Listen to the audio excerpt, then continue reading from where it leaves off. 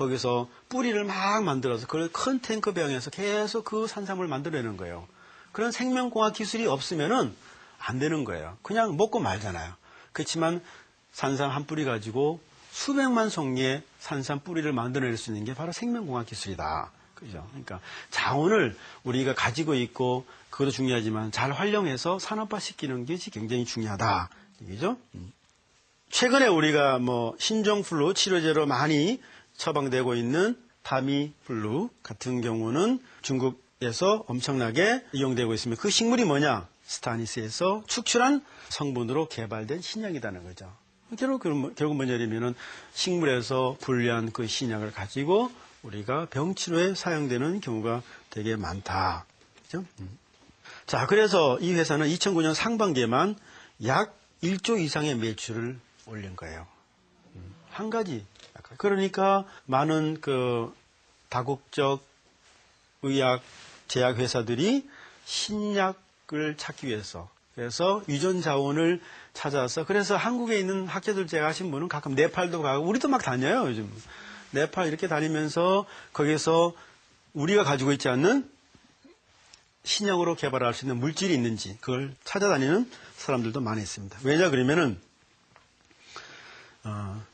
막대한 부를 창출할 수 있는 그런 자원이기 때문에 그리고 신약을 개발할 수 있기 때문에 많은 사람들이 새로운 유전 자원을 찾기 위해서 노력을 하고 있는 것입니다.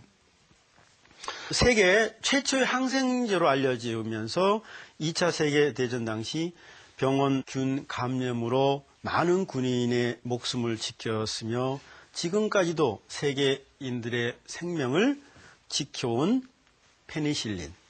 그 페니실린은 바로 이 푸른 곰팡이에서 축출한 겁니다.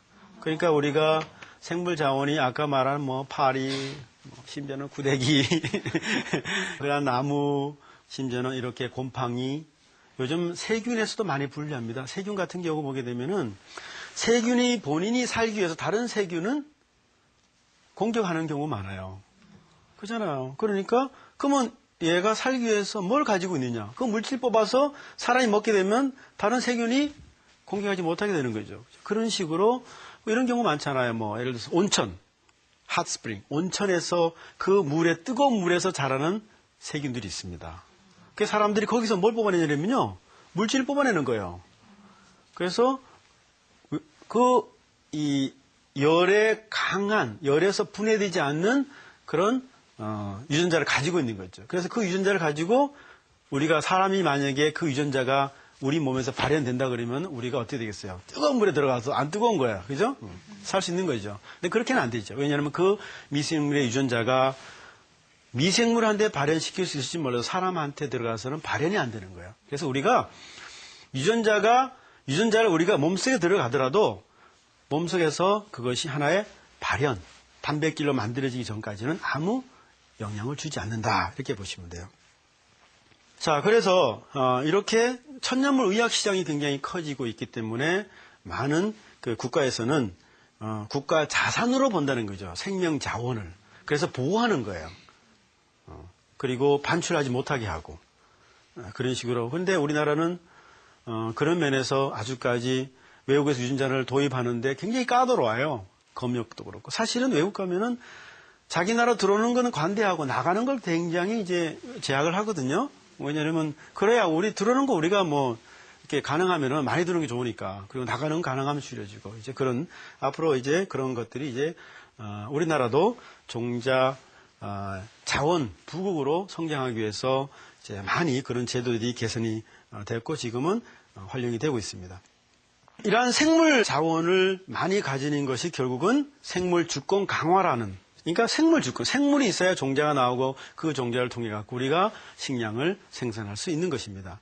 그래서 우리가 해외 생물 자원을 가능하면 많이 들여와서 우리 거와 시키는 것이 굉장히 중요하다. 그래서 아까 제가 말씀드렸지만은 생물 자원을 이걸 가지고 산업화하기에는 굉장히 많은 고도의 기술이 필요하다. 그래서 그러한 기술도 같이 가져야만 우리가 선진국, 우리가 소위 말하는 이런 자원 선진국과 경쟁할 수가 있다는 거죠. 일본은 이미 30년 전부터 동남아시아 각국의 연구원을 파견해갖고 보통 장학금을 줍니다. 문무성 장학금 줘갖고요. 석사학위 주면서 그 학생이 네팔에서 자원을 가지고 그 연구를 하게 해요. 그러면 그 학생이 와서 연구하잖아요. 그럼 마치고 가지 못 가잖아요. 그럼 놔두고 가야지. 그러면 이제 가고 또 사람 오고 여기 방글라데시, 캄보디아 쫙 모여. 그러면은 다 그 자기들 그 나라의 자원을 가지고 연구하는 거예요. 그러면은 그 자원이 그냥 쌓이게 되는 거죠. 그런 식으로 해서 엄청나게 많은 자원을 해외에서 수집했다. 우리나라가 종자 자원 사실 그 부국은 아니지만은 최근 들어서 이런 모임을 하고 아시아에서 가장 먼저 조직화하고 네트워킹하는 이런 쪽은 우리가 가장 빠르다.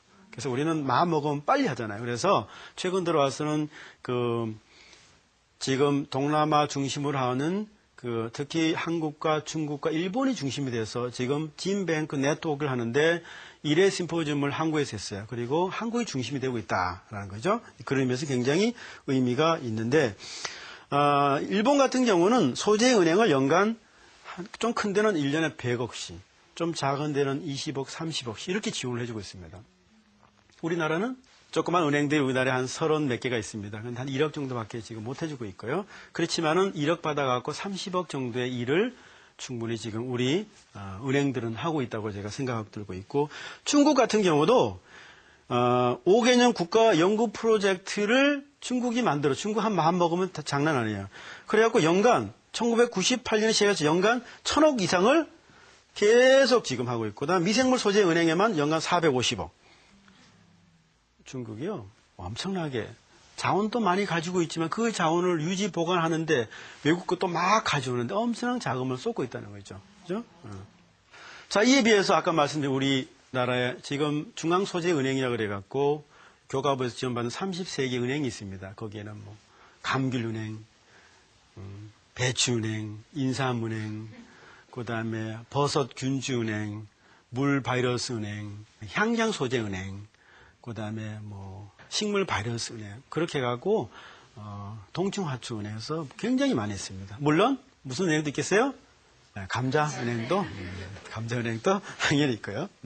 자, 그래서 국가적인 차원에 지금 많이 지원을 하고 있습니다. 뭐 지원한 지는 한 10 몇 년밖에 안 되지만은 앞으로 정부에서 점차적으로 이러한 유전자원 은행을 집중적으로 지원할 계획을 가지고 있는 걸로 알고 있습니다. 자, 그래서 이러한 은행들이 각 대학이나 정부에서 하는 유전자원 뱅크들이 결국 뭐냐면은 자원 전쟁의 천병 역할을 하고 있다. 그래서 유전자원을 개량하고 보존하고 거기에서 의학 소재도 찾고 그래 그걸 가지고 신약 개발하는 그런 연구자들이 많이